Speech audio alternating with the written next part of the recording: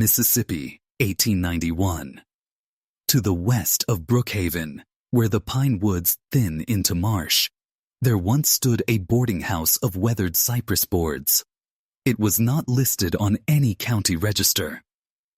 Locals called it the Ash Home because everything around it carried the same pale dust, as though the land itself remembered a fire. No one knows when the woman arrived. The first mention of her name, Evelyn Ash, appears in a church census that winter. Widow, keeper of children. The handwriting is careful, almost reverent, as if the clerk feared to misspell it. She was described as tall, with a voice like soot and smoke, polite but distant. Children followed her wagon when she came into town, hoping for sweets. She never raised her voice, only smiled, and the children went quiet. By spring, half a dozen orphans lived under her roof. The town preferred not to ask where she found them. Some said from the riverboats, some from families lost to fever. In those days, mercy was cheap and questions expensive.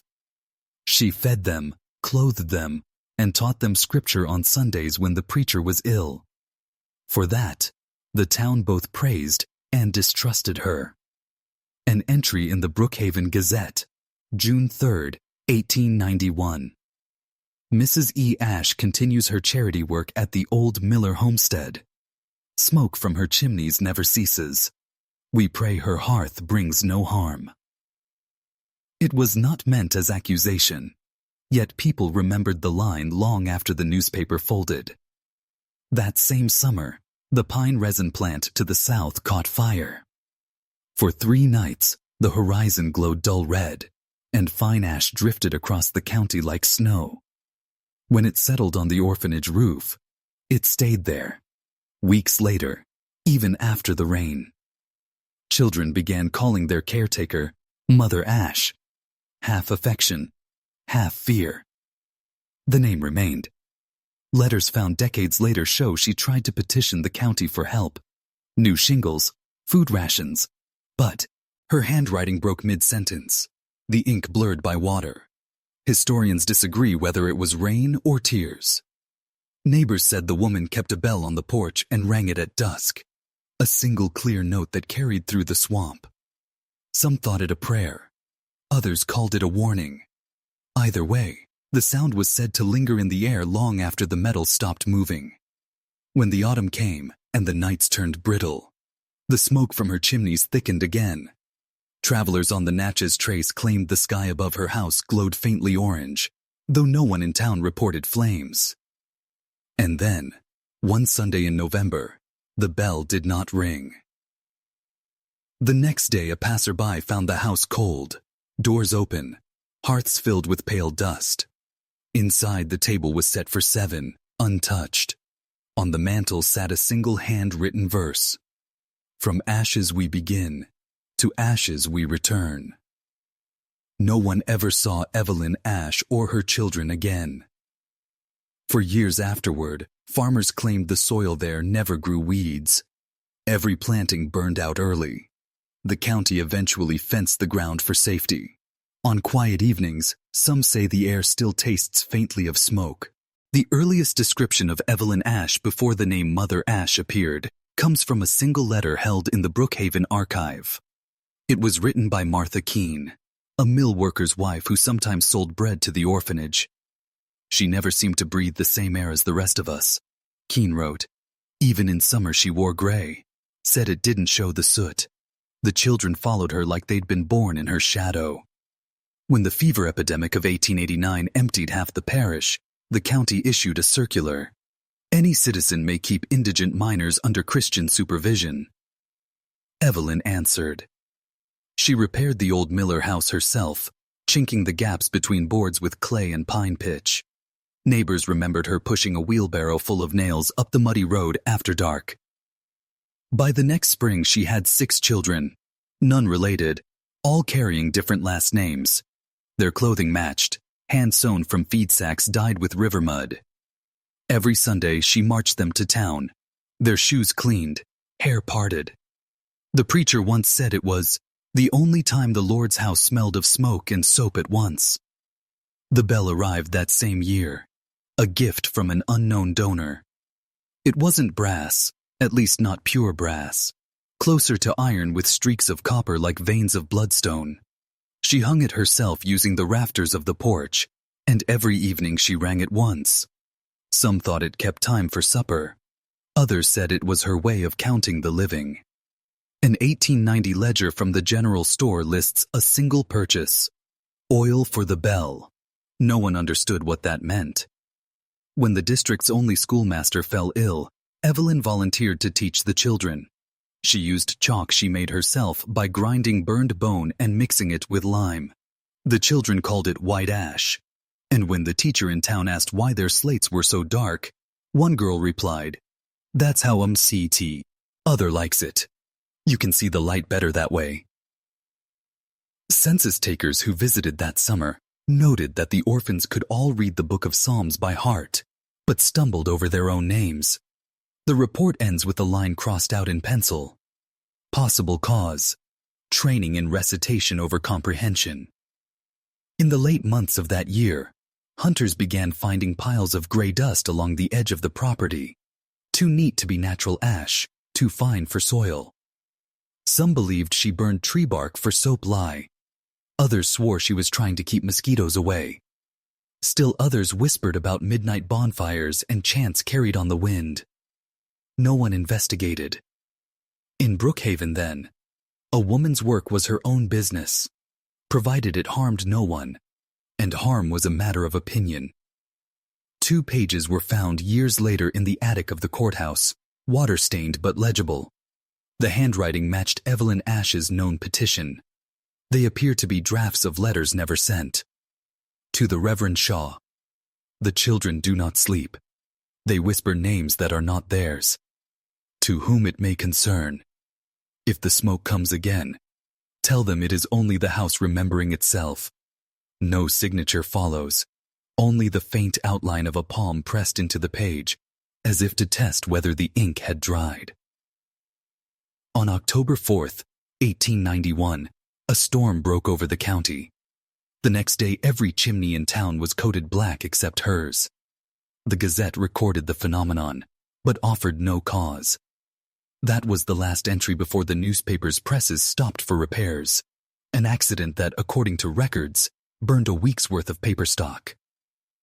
In the silence that followed, so many stories began that none could be proven. All agree on one thing: after that autumn, no one saw smoke from the Ash home by day. Only at night, a faint orange light moving from room to room, steady as footsteps. The first mention of the fire appears in the Brookhaven Gazette supplement, dated November 17, 1891, 2 weeks after the incident itself. The column is short, almost hesitant. A disturbance of uncertain origin occurred on the old Miller property. No injuries reported. Some residents noted a red haze in the eastern sky. Sheriff K.L. Patterson advises calm. No further details were printed that month. The editor later admitted the presses were operating by lantern light after the town's generator failed. That, too, was blamed on the storm. Witness accounts gathered later never agree. One man described light rolling through the trees like low thunder. A woman living half a mile north claimed she smelled sweet resin, not burning wood. None spoke of flames. Yet by morning, the pine needles across 3 fields were gray with powder. Children on their way to church said it looked like frost. The sheriff's ledger notes a single visit to the site. What he found there is summarized in 2 sentences. House intact but hollow. All furnishings reduced to soot outlines upon the floorboards. The handwriting wavers halfway through the entry, as if written outdoors in wind. 3 families joined the search the next day. They found no footprints in the yard, only the trail of a wheelbarrow leading toward the creek and ending abruptly at water's edge. Inside the barrow lay a broken bell clapper, the metal pitted and blackened but cool to the touch. One man took it to town. By evening, it had gone missing from the sheriff's office shelf. From that moment, rumor replaced evidence. In 1893, a local schoolteacher, Mrs. Orrin, catalogued what remained in the property for a county inventory. Among the items she listed were 7 clay tokens, each scratched with a single initial. She noted that the marks were made before the clay had dried, then burned. The tokens were sealed in a tobacco tin, and sent to Jackson for safekeeping. The tin has never been recovered. A decade later, post office archives show envelopes addressed in the same neat hand to parishes across Mississippi. Each bears the return name E. Ash, and contains only one sentence written in violet ink. The children are not lost, they are learning elsewhere. Historians cannot confirm who mailed them or why the handwriting matched perfectly between all 10 letters. By 1900, the property had collapsed into itself.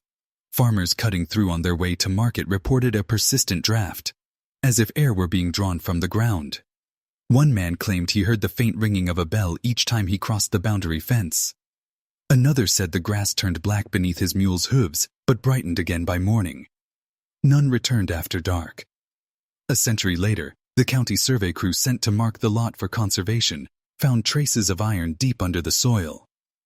When excavated, the pieces formed a perfect circle, the size of a small bell's rim, but there was no sign of fire damage in the surrounding earth.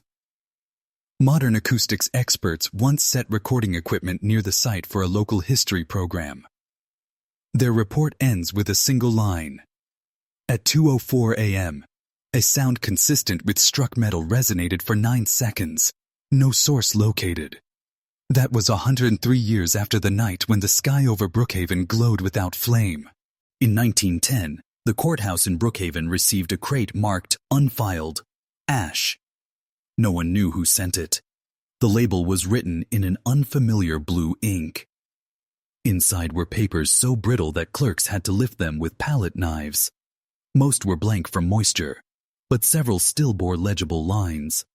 One torn ledger page listed provisions charged to E. Ash, care of miners. Next to the column for kerosene, a faint note appeared. Returned. Did not require illumination after the 1st of November. Historians argued for years over what that meant. Some read it as superstition. Others, a bookkeeping error. The handwriting matched the town treasurer, who later insisted he had never written those words. Among the documents lay a folded map of the Miller property. Each building was outlined in charcoal pencil. In the margins, someone had drawn 7 small circles connected by lines to a single square. At the bottom, an inscription. Where sound ends, memory begins. Surveyors who compared the sketch to modern plats found the circles aligned with depressions still visible in the soil. Nothing more than settling, perhaps. But the phrase became a motto among local historians trying to reconstruct the case. A short-lived committee convened in 1911 to determine whether funds had ever been allocated to the orphanage. The transcript reads like polite confusion. Chairman: do we know when the institution ceased operation? Clerk: we have no evidence it ever began, sir. The hearing adjourned after 10 minutes. The file was stamped closed for lack of subject. A bundle of letters followed, tied with gray ribbon. All were addressed to Judge S. L. Harlan, whose seal appears on the back of the crate. The earliest is dated 1892 and begins, Your Honor, I am alive, though the records must say otherwise. Please see that no one rebuilds upon the Miller land. The foundation is still breathing. The signature has faded completely, leaving only the mark of an ash leaf pressed into the paper. When the Works Progress Administration collected local folklore in the 1930s, interviewers found elderly residents who still used the phrase, ash weather. It meant a sudden hush before rain. One farmer told them, that's when she walks between the drops to count who's left. The interviewer added in parentheses, speaker smiled as if half joking. By the 1950s, most of the surviving papers had been catalogued under unverified rural charities. Microfilm copies exist, though one reel ends abruptly with a frame of pure white light, an exposure error according to the archivist. Still, Local volunteers leave flowers near the file cabinet each November, the way some people honor graves. When a graduate student from Oxford University visited the county records in 2018, she found the crate empty except for a thin layer of pale dust. Lab analysis described it as combustion residue inconsistent with wood ash. No one could determine its source. The storage room had never caught fire. She concluded her report with a single line. In studying absence, one begins to hear what silence preserves. By the middle of the 20th century, the land once called the Miller property had passed through 6 owners. None stayed more than a decade. The soil was thin, and storms carried away the top layer each spring. Locals joked that the ground still exhaled, though no one could say what that meant. In 1958, the Brookhaven Historical Society voted to research the story of Evelyn Ash. They found that no birth certificate, marriage license, or deed bore her name, yet every parish ledger from 1889 to 1891 mentioned her in passing. Mrs. Ash, donation of biscuits. Mrs. Ash, delivered firewood. It was as if she had existed between the lines, a margin note in the county's own memory. Minutes from their first meeting record this exchange. Chair: is she folklore or fact? Secretary: whichever the town needs her to be. In 1964, a local metalworker cast a small bell from recycled iron and mounted it on a post near the property. He engraved the words, "To the one who kept count." Every year on the first Sunday of November, the society rang it once at dusk. Children called the sound the sigh of the field. By the 1980s, the bell's clapper had worn smooth. The note it produced no longer rang but hummed, a low vibration that could be felt in the chest rather than heard. Tourists sometimes describe the experience as standing inside an echo. University folklore journals began citing the Mother Ash legend as an example of moral inversion, how communities turn guilt into myth. One article argued that she represented the region's memory of its own neglect during the epidemics. When kindness goes unacknowledged, it returns as mystery. Another paper traced the repetition of ash, bells, and silence through Southern ghost narratives, noting that in every variant the supposed haunting was less about the dead than about those who failed to listen. In 1999, a SE Mall public television crew visited Brookhaven to film a segment titled Echoes of the Delta. Their footage shows empty fields, a rusted bell post, and townspeople offering contradictory recollections. One elderly woman, eyes bright beneath a wide straw hat, told the camera, "She wasn't burned. She just left when we stopped needing her." When asked how she knew, the woman answered, "Because the smoke stopped the same week my mother learned to read." The episode aired once, then disappeared from the station's archives during a digital transfer. Only a transcript remains. Today the site draws a few visitors each autumn.